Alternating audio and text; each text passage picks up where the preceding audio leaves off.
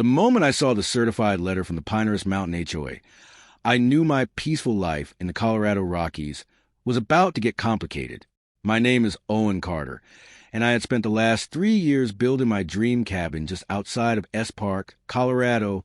The property sat on 5 acres of pristine mountain land, complete with towering pines, a natural spring that fed into a creek running through my property, and views of Rocky Mountain National Park that could make grown men weep. I had poured my life savings into this place after selling my tech startup in Denver, and I wanted nothing more than to live out my days in peace, away from the noise and chaos of city life. The letter was dated January 15th, and as I tore it open, standing in my driveway, snow crunching under my boots, I felt my blood pressure rising with each word I read. According to one Brenda Morrison, president of the Pinehurst Mountain HOA, I was being fined $500 for having excessive icicles hanging from my cabin's roof.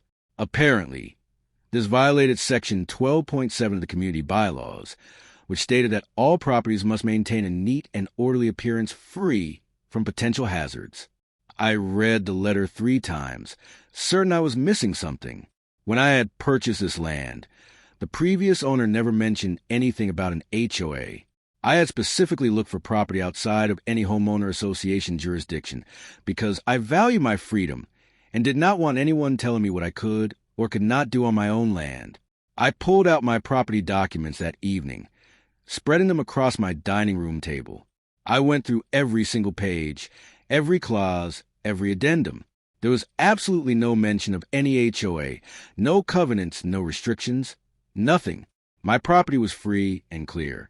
The next morning, I drove down to the county clerk's office in Boulder County. The woman behind the counter, a friendly lady named Susan, helped me pull up all the records associated with my property. We spent 2 hours going through everything, and the conclusion was clear as mountain air. My property had never been part of any homeowner association. Armed with this information, I decided to pay Brenda Morrison a visit. According to the return address on the letter, she lived in the Pinehurst Mountain Development, a cluster of upscale homes about a mile down the mountain from my cabin. The development had been built 5 years ago, right after I had purchased my land, but before I had started construction on my cabin. I pulled up to a large Tudor-style house with perfectly manicured landscaping. Impressive, considering we were in the middle of winter. A silver Lexus sat in the driveway with a custom license plate that read, HOA Boss. I took a deep breath and rang the doorbell. The woman who answered looked exactly like I had imagined. Brenda Morrison appeared to be in her early 50s with an aggressive blonde bob haircut, too much makeup, and the kind of pursed lips that suggested she had spent years perfecting her look of disapproval. She wore a cream-colored sweater that probably cost more than my monthly utility bill and held a glass of white wine despite it being 11 in the morning. "Can I help you?" she asked, her tone making it clear she had no interest in actually helping anyone. "I'm Owen Carter. I received this letter from you yesterday." I held up the certified mail about icicles on my cabin. Her face lit up with recognition, though not the pleasant kind. "Oh, yes, Mr. Carter. We have been trying to reach you for months about various violations. Since you never responded to our previous notices, we had to escalate to fines. I never received any previous notices, and that's not why I'm here. Mrs. Morrison, my property is not part of your HOA. I have the county records to prove it." She took a long sip of her wine, looking at me like I was a child who did not understand basic mathematics. "Mr. Carter, any property within the Pinehurst Mountain area falls under our jurisdiction. We have to maintain standards for the entire community. Your development is the community. My property predates your HOA by 2 years. I have the deed, the survey, everything. There's no legal basis for your fines." Brenda's expression hardened. "I suggest you check your facts, Mr. Carter. Our bylaws clearly state that we govern all properties within a 2 millimeters radius of the development center. That includes your cabin. That's not how property law works. You cannot just decide to govern someone's property without their consent or a legal agreement." She stepped closer, and I could smell the wine on her breath. "We will see about that. The fine stands, and if you do not pay within 30 days, it will increase to $1,000. Good day, Mr. Carter." She closed the door in my face. I stood there for a moment, shocked by the audacity. I had dealt with difficult people during my years in the tech industry, but this was something else entirely. Over the next week, I received 3 more letters from the HOA. One claimed my firewood stack was too visible from the road and needed to be screened. Another stated that my truck, a perfectly functional Ford F-150, was not an approved vehicle color and needed to be painted or garaged at all times. The third letter informed me that my property lacks efficient landscaping and that I needed to install at least 20 ornamental shrubs by April 1st. The total fines now amounted to $2,500. I spent that week consulting with property attorney in Denver, a sharp woman named Patricia Reeves, who specialized in HOA disputes. She reviewed all my documents and confirmed what I already knew. The Pinehurst Mountain HOA had absolutely no legal authority over my property. This is actually more common than you might think. Patricia told me during our meeting at her downtown office. HOAs sometimes try to extend their reach beyond their legal boundaries, especially if they think they can bully someone into compliance. The problem is fighting them can be expensive and time-consuming. What are my options? You can ignore them, but they might escalate to legal action, which would be frivolous, but would still cost you money to defend. You can send them a cease and desist letter, which I am happy to draft, or you can file a complaint with the county about their harassment. I chose all 3 options. Patricia drafted a strongly worded cease and desist letter. I filed a formal complaint with Boulder County, and I decided I would ignore any further communications from the HOA unless they actually tried to take legal action. For about 2 weeks, things were quiet.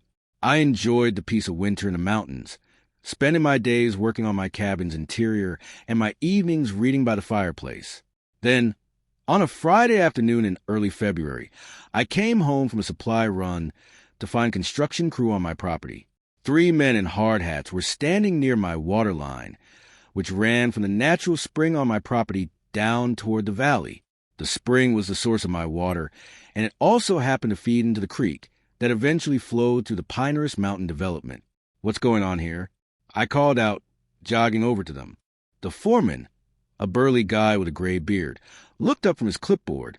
HOA maintenance. We have been authorized to perform repairs on the community water system. This is not community water.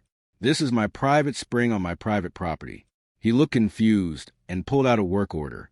It says here, we are supposed to install a flow regulator and meter on the spring to ensure fair water distribution to all community members.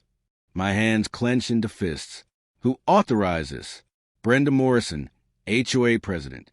Look, buddy, I do not want any trouble. I am just doing the job I was hired for. This is private property, and you do not have permission to be here. I'm going to have to ask you to leave. The foreman sighed and looked at his crew. You heard the man. Pack it up. As they loaded their equipment back into their truck, the foreman handed me a copy of the work order. I took it and immediately called Patricia Reeves. She was furious when I explained what had happened. They cannot do that. That is trespassing, possibly even attempted theft of services. I will file an injunction immediately. That evening, I did some investigating on my own. I followed the creek that originated from my spring down through the valley. Sure enough, it flowed directly through the Pinehurst Mountain development, where it had been channeled into an attractive stone waterway that wounded through the community. I also noticed several pipes that appeared to be drawing water from the creek.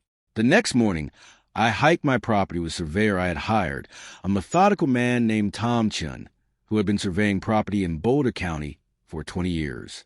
We spent 3 hours walking every inch of my land and the area surrounding the spring. This is interesting, Tom said, kneeling by the spring. This is a natural spring completely on your property. The water that flows from it is yours under Colorado water rights law, as long as you have the proper permits. Do I have the proper permits? He checked his tablet, pulling up county records. Yes, the previous owner filed for and received water rights in 1997. Those rights transferred to you with the property.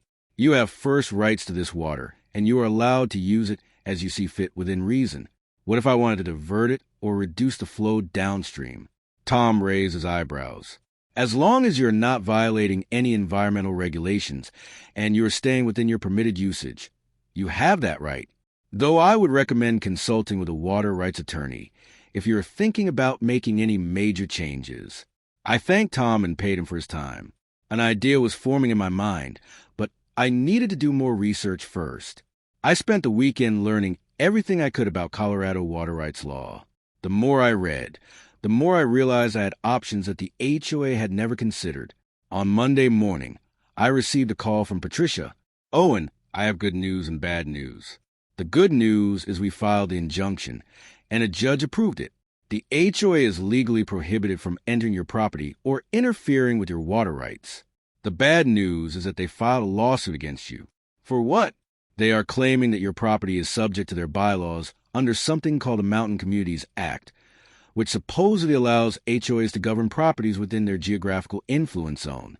They are also claiming that you are interfering with community water access." "Is the Mountain Communities Act even real?" "No.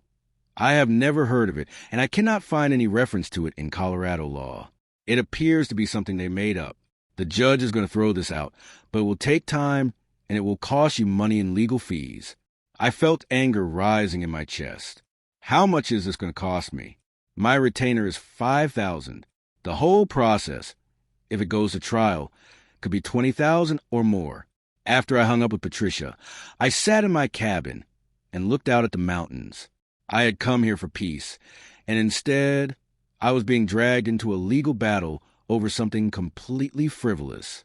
The HOA was counting on me either giving in or going broke trying to fight them. That afternoon, I made several phone calls. First, I called a water rights attorney named Michael Torres, who had been recommended by Tom Chin. I explained my situation and asked about my options regarding the spring. "You have significant rights here," Michael explained. "Under Colorado law, you own the water rights to that spring. You can use it, divert it, or even stop it from flowing downstream as long as you are not violating any prior water rights agreements or environmental regulations." "Are there any prior agreements?" "Let me check." I heard typing on his end. "No. According to the records, your water rights are senior to any claims in the area. The Pinehurst Mountain development was built in 2020, and they never filed for separate water rights. They appear to have been using the creek water without proper authorization. This was getting more interesting by the minute. So, if I wanted to divert the spring or reduce its flow, I could legally do that." "Yes, but I would recommend giving proper notice and making sure you are not creating any safety hazards." "Why do you ask?" I explained the full situation with the HOA, the attempted work on my property, and the lawsuit they had filed. Michael listened carefully and then said something that made me smile. "Owen, they have been using your water without permission for 5 years. You could potentially sue them for the value of that water. You could also simply exercise your water rights and cut off their supply. It is completely legal." We talked for another 30 minutes about the specifics. Michael agreed to draft a formal notice to the HOA and the county, informing them that I would be exercising my water rights and that the spring water would no longer flow down to the development. He also started drafting a countersuit for the value of the water they had been using without authorization. The notice went out on February 10th. I also hired a local contractor to help me set up a proper water diversion system. We installed a system to store the spring water for my use and created a diversion that would redirect overflow onto a different part of my property away from the creek that fed the development. The work took 3 days. During that time, I received 8 phone calls from Brenda Morrison, all of which I sent to voicemail. I also received angry emails from other HOA board members threatening everything from legal action to property liens. I forwarded everything to Patricia and Michael. On February 14th, Valentine's Day, we completed the water diversion. The spring that fed the creek for thousands of years was now redirected. Within hours, the creek that ran through Pinehurst Mountain development began to dry up. The phone calls started coming in fast. First from Brenda, then from other residents, then from the HOA's attorney. I did not answer any of them. Instead, I sat on my porch with a cup of coffee and watched the sunset over the mountains. The next morning, I had a visit from the sheriff's department. Deputy Martinez was a reasonable guy who I had met a few times in town. He looked uncomfortable as he approached my door. "Owen, I have to ask you about the water situation." The HOA filed a complaint saying you have illegally cut off their water supply. I invited him in and showed him all my documentation. The water rights, the permits, the survey showing the spring was entirely on my property, and the legal notice we had filed. I also showed him the work order from the HOA trying to install equipment on my property without permission and copies of all their harassing letters.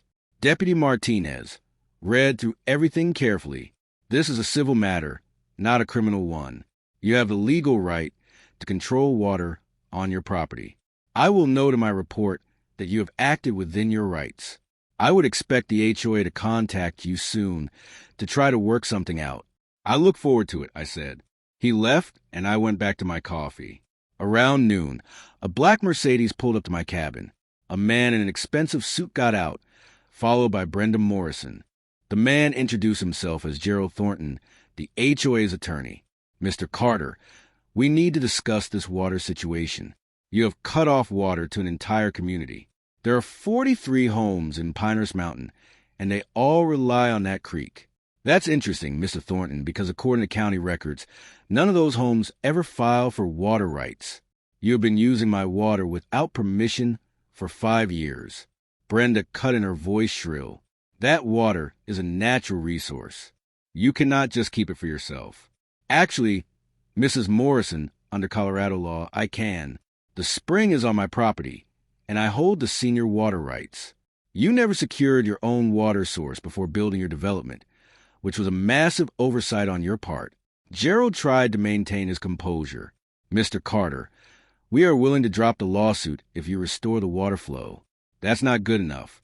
You have harassed me, fined me for violations that do not apply to my property, trespassed on my land, and filed a frivolous lawsuit against me. Dropping the lawsuit is not compensation for any of that. What do you want? Brenda demanded. First, a written acknowledgement from the HOA that my property is not and has never been under your jurisdiction. Second, a public apology to be sent to all HOA members explaining the situation. Third, compensation for 5 years of unauthorized water use. My attorney has calculated that at approximately $50,000. Fourth, reimbursement of all my legal fees. And fifth, you will never contact me again about any supposed violations or HOA business. Brenda's face turned red. That is absolutely ridiculous. We will never agree to that. I shrugged. Then, I guess you will need to find another water source. I hear drilling a well in this area costs about $100,000, and there is no guarantee you will hit water. You might need to run a water line from town, which would cost significantly more. Gerald pulled Brenda aside, and they had a heated conversation in whispers. Finally, Gerald turned back to me. We need time to discuss this with the HOA board.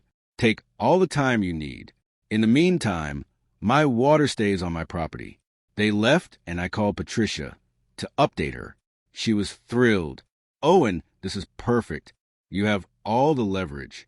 They cannot survive without that water, especially not in the middle of winter, when drilling would be nearly impossible. Over the next week, things escalated in ways I had not anticipated. The local news picked up the story after someone from the development called reporters trying to paint me as a villain who was denying water to families. The first reporter who showed up was a young woman named Jessica Park from a Denver news station. I agreed to an interview and showed her all my documentation. I explained how the HOA had tried to exert control over my property illegally, how they had attempted to install equipment without permission, and how they had never secured their own water rights. So, you are saying the HOA built an entire development without ensuring they had a legal water source? Jessica asked, her eyes wide. That's exactly what I'm saying. They assumed they could use water from the creek that originates on my property without asking permission or securing rights. Now they are facing the consequences of that assumption. The story aired that evening, and public opinion began to shift. Social media lit up with people sharing stories of their own HOA nightmares. Several legal experts were interviewed and confirmed that I was within my rights. The story went viral, and suddenly I was getting calls from news outlets across the country. Meanwhile, the situation in Pinehurst Mountain was getting desperate. Without the creek water, which they had been using to supplement their municipal supply and maintain their landscaping features. The development was struggling.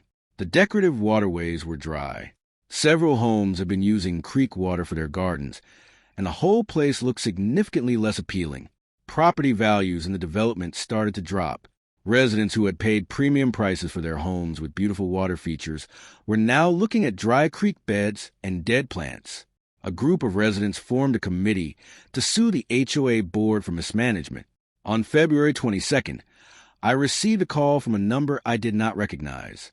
When I answered, a man's voice said, "Mr. Carter, my name is David Polson. I am a resident of Pinehurst Mountain, and I am calling to apologize." Apologize for what? I am one of the 43 homeowners here, and I had no idea what the HOA was doing in your situation.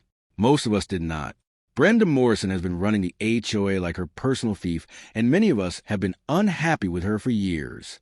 When your story hit the news, several of us started digging into HOA records, and we discovered a lot of concerning things. Like what? Like the fact that Brenda and the board never properly researched water rights before building here. Like the fact that they have been spending HOA funds on personal expenses. Like the fact that they falsified documents claiming your property was part of the HOA to try to collect fines from you. We have called an emergency meeting to remove the entire board and elect new leadership. I want to reach out to you personally to see if we could find a reasonable solution to this water situation. This was a development I had not expected. I appreciate the call, David. What did you have in mind? We would like to offer you a formal contract to purchase water rights from your spring. We would pay fair market value, cover all your legal expenses from this mess, and the new HOA board would send out a formal apology to all residents explaining what happened. We would also like to help you pursue legal action against Brenda Morrison and the old board for their fraudulent behavior. That's a much more reasonable approach than what I've been dealing with. We are reasonable people, Mr. Carter. Unfortunately, we elected an unreasonable person to represent us, and we are now facing the consequences. Can we meet to discuss terms? I agreed, and 2 days later, I sat down with David Polson and 4 other residents at a coffee shop in S Park. They were genuinely apologetic and clearly embarrassed by the situation. David, a retired engineer in his 60s, led the conversation. We have done our homework, Mr. Carter. A water rights contract in this area typically runs about $15,000 annually for the amount of water we would need. We would like to offer you a 10-year contract at $20,000 per year, paid annually in advance. We will also cover all your legal fees, which we estimate at around $30,000 so far, and we will pursue legal action against the former board members for their mismanagement and fraudulent activities. I consider the offer. It was more than fair, and these people were not responsible for Brenda Morrison's behavior. I want one more thing. I want a conservation easement established that protects the spring and surrounding land from any future development. I want it in writing that no one can ever try to build on or near that spring. They agreed immediately.